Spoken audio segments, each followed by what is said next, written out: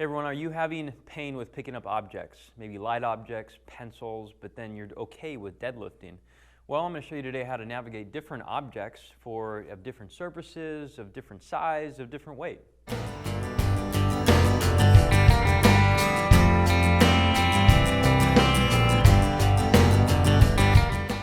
So we commonly find that people lose their spinal stabilization, or at least their ability to have good posture when picking up certain types of objects. So I'm going to go through 3 different types of objects today to kind of teach you how to pick these things up. But my camera guy is going to yell out a couple things here and there just to randomly take things out of the situation. So we know that if I had no hand on this side, then I would pick things up differently than I would if I had 2 hands. So things of that nature. So the first one we start with, this is the basic. For everyone doing wall balls and stuff, they probably picked up one of these before. But imagine this is anything so this is 14 pounds. Imagine it's 50 pounds. It doesn't matter. It's the shape and the height. Okay. So if I was going to pick this up like a normal 2-handed, 2-footed person, then I'd probably push the hip pockets back, make sure it's in the center of me, spread the floor, crush the oranges, deep breath. I'm going to pick it up that way. Obviously, it's slippery, so I might next time I'll have to crush it a little bit harder to put it down and put it down the exact same way in the exact same spot. Or if I knew if it wasn't made of glass, I'd probably just drop it. How would you change the situation now? You only have one hand. I have one hand. Okay, so if I had one hand to pick this up and it's 14 pounds, I'd probably be okay with a kickstand or a kneeling down. Kickstand would be more here. I probably wouldn't be able to get, I don't have a hand. Okay, so, so I'd probably kneel and I'd create a post right here.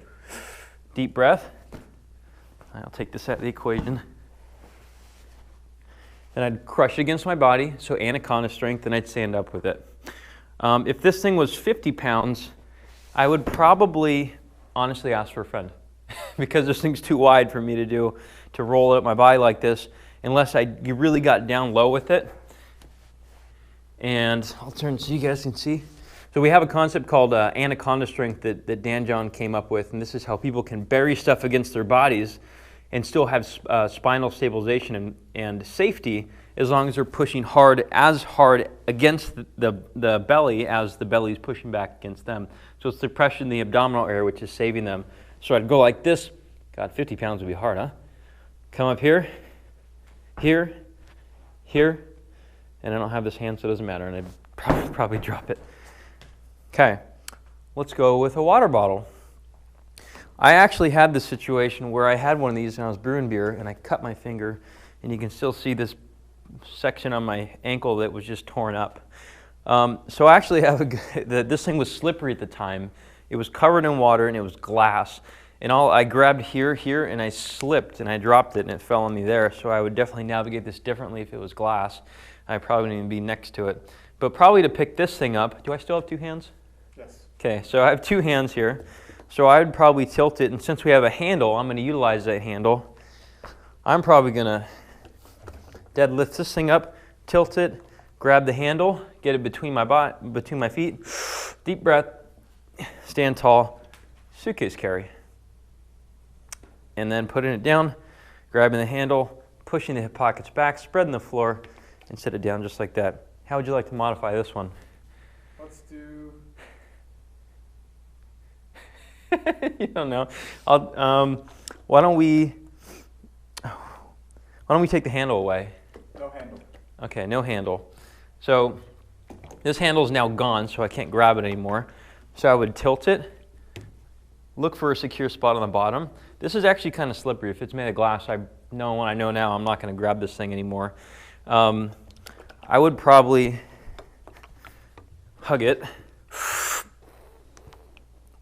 Get it here. This thing's a lot heavier. This is like 45 pounds, I think. Okay, so I'm going to bury my shoulders down like I'm crushing that orange juice again. And since it's made of glass, I can't drop it anymore.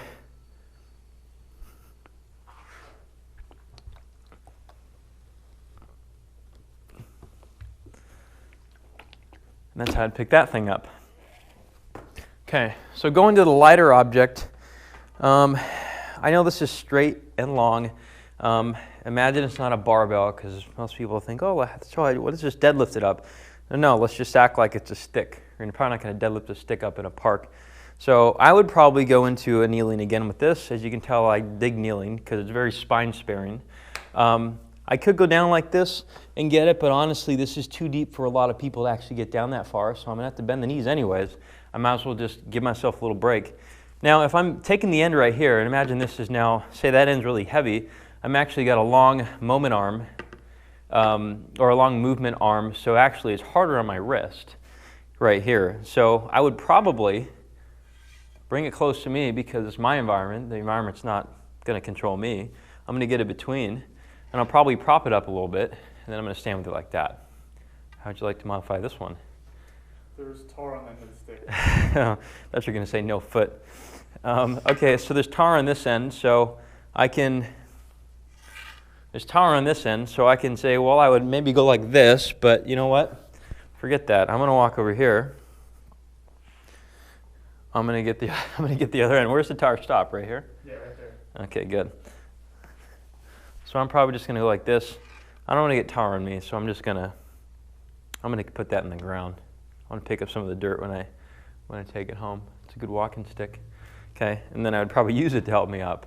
So these are just 3 different variations. Obviously, people get hurt all the time picking up small objects. They say the straw that broke the camel's back. It doesn't have to be. Just setting the proper abdominal pressure, setting your springs or legs up for success are important, and then positioning the object towards your center is probably important as well. Remember, it's our environment to change. You don't need to be a victim of it. You might as well just change it for the better. If you like this video, feel free to share it with friends, and if you're watching on YouTube, there's sidebars of videos and articles surrounding back pain, probably not lifting stuff as much, but surrounding back pain, and also podcasts too. So thanks for the thumbs up, thanks for sharing, talk to you guys next time.